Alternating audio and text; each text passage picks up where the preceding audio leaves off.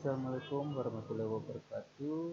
Pada kesempatan hari ini saya akan membahas terkait analisis hubungan kategorik dengan numerik.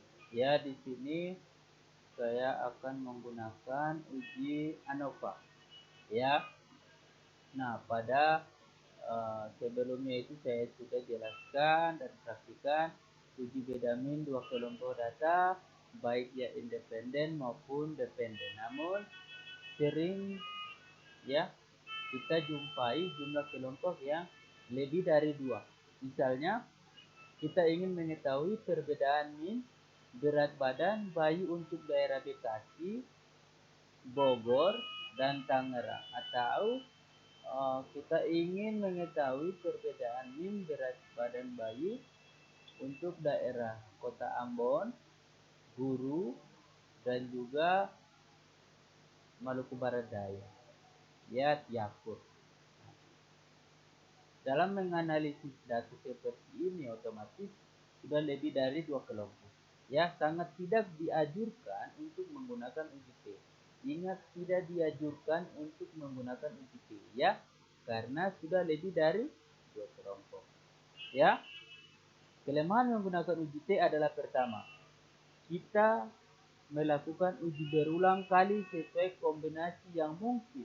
Ya, kemudian yang kedua, bila melakukan uji T berulang kali akan meningkatkan invasi atau nilai alfanya, artinya akan meningkatkan peluang hasil yang keliru. Ya, nah bagaimana supaya kita bisa menggunakan uji yang tepat? Jika lebih dari dua kelompok maka digunakan uji ANOVA atau uji S. Ya, nah pada prinsipnya uji ANOVA ini adalah untuk melakukan telah variabilitas data menjadi dua sumber variasi, yaitu variasi dalam kelompok, ya, biasa kita sebut within, dan variasi antar kelompok atau between. Ya, nah bila variasi within dan between sama atau nilai perbandingan kedua varian sama dengan satu, maka min yang dibandingkan tidak ada perbedaan. Sebaliknya, bila hasil perbandingan tersebut menghasilkan lebih dari satu, maka min yang dibandingkan menunjukkan ada perbedaan. Ya, nah, namun kita perlu ketahui bahwa analisis varian atau ANOVA ya mempunyai dua jenis analisis, ya, yaitu varian satu faktor one way dan analisis faktor two way. Nah, pada kesempatan ini saya akan membahas untuk satu faktor atau biasanya kita sebut one way. Nah, beberapa asumsi yang harus dipenuhi pada uji ANOVA adalah satu, varian harus homogen. Ya, kemudian yang kedua, sampel atau kelompok independen. Kemudian data berdistribusi normal. Kemudian jenis data yang dihubungkan adalah numerik dengan kategori. Ya, namun untuk kategori yang lebih dari dua kelompok. Ingat, kategori yang lebih dari dua kelompok. Ya, nah pada uji ANOVA kita juga pernah mendengar nantinya ada analisis multi comparison atau post test. Ya, nah analisis ini bertujuan untuk mengetahui lebih lanjut kelompok mana saja yang berbeda minnya. Bila mana pada pengujian ANOVA dihasilkan ada perbedaan yang bermakna atau H0-nya ditolak. Nah, ada berbagai jenis analisis multi comparison, diantaranya adalah Benforoni. Nah, di sini saya akan langsung mempraktikkan ya bagaimana uji ANOVA. Ya, sebelumnya saya akan buka filenya dulu ya. Nah, ini saya akan mempraktikkan secara langsung ya dengan menggunakan SPSS uji ANOVA ya. Pada contoh ini yang akan saya praktikkan ya, bahwa saya akan menghubungkan antara tingkat pendidikan dengan berat badan bayi. Ingat, berat badan bayi ya. Tingkat pendidikan ada ada SD, SMP, SMA dan perguruan tinggi. Nah, maka variabel pendidikan merupakan variabel kategori ya, karena 4 kategori tadi ada SD, SMP, SMA, perguruan tinggi. Sedangkan variabel berat badan bayi ya adalah numerik, sehingga uji yang digunakan yang akan saya praktekkan adalah uji ANOVA ya. Caranya kita analyze ya, kemudian kita compare mean ya, kemudian kita one way ANOVA. Nah, ini akan muncul tampilan menunya one way ANOVA. Nah, dari menu one way ANOVA terlihat bahwa ada kotak dependent list dan faktor.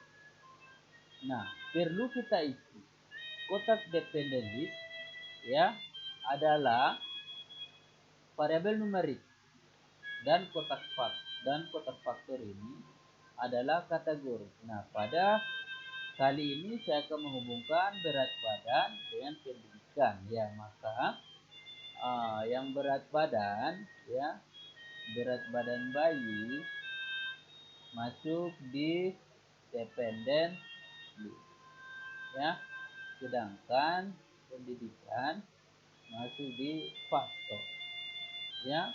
Nah,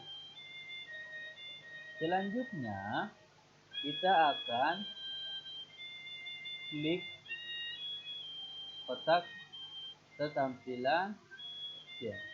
Nah, di sini kita checklist deskriptif dan juga homogenitas of varian text. Kalau sudah, kita continue ya. Nah, selanjutnya kita klik yang ini, post hoc. Kita akan menggunakan yang Bonferroni ya. Kalau sudah, kita continue ya, dan kalau sudah kita oke.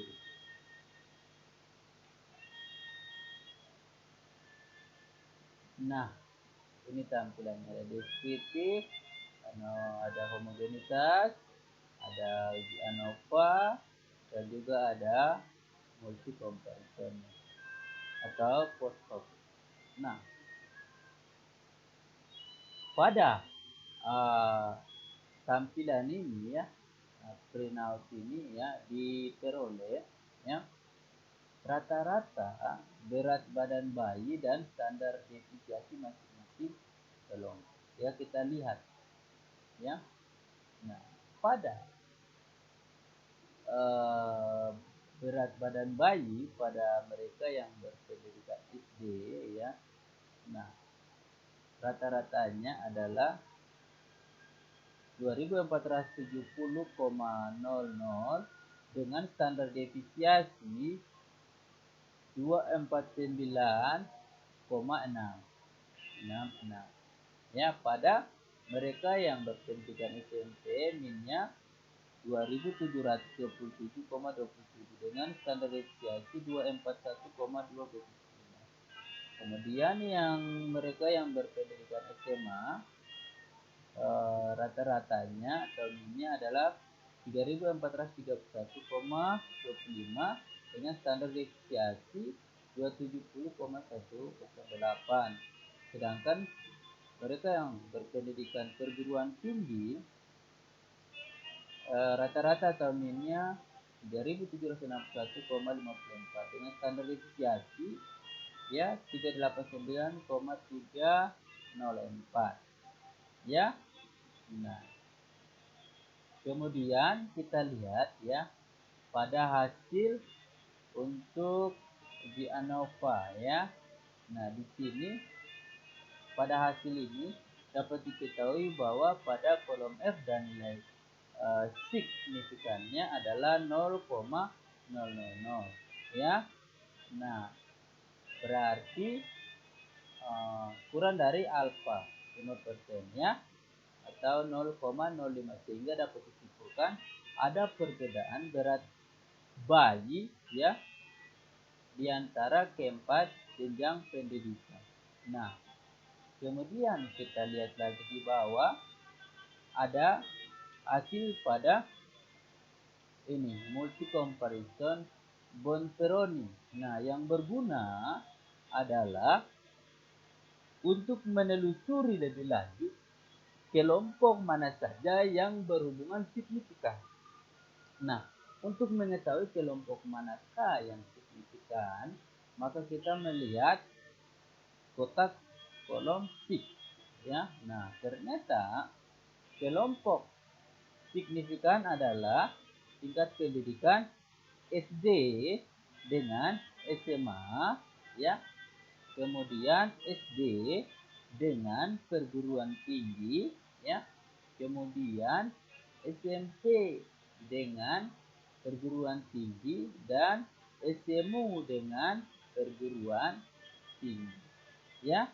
Bisa dilihat. Nah, bagaimana untuk penyajian ya dan juga interpretasi di dalam tabel. Nah, kita harus memasukkan variabel yaitu SD, SMP, SMA, perguruan tinggi, kemudian minnya masing-masing ya, kemudian standar deviasi kita masukkan dan kita masukkan juga nilai 95% confidence intervalnya formula ya. Kita kasih masuk ya. Misalnya yang untuk SD-nya yaitu 2291,40 sampai dengan 2648,60 ya. Bisa kita masukkan di dalam tabel ya. Nah, selanjutnya kita masukkan untuk nilai signifikannya ya.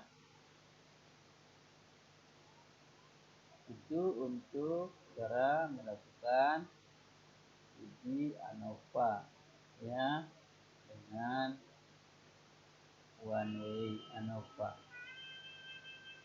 Nah, sekian pembahasan kita di hari ini. Bila ada pertanyaan langsung saja kirim ke email saya atau bisa menghubungi kontak saya ya. Bila materi ini dirasakan bermanfaat ya dan menarik, jangan lupa like dan share.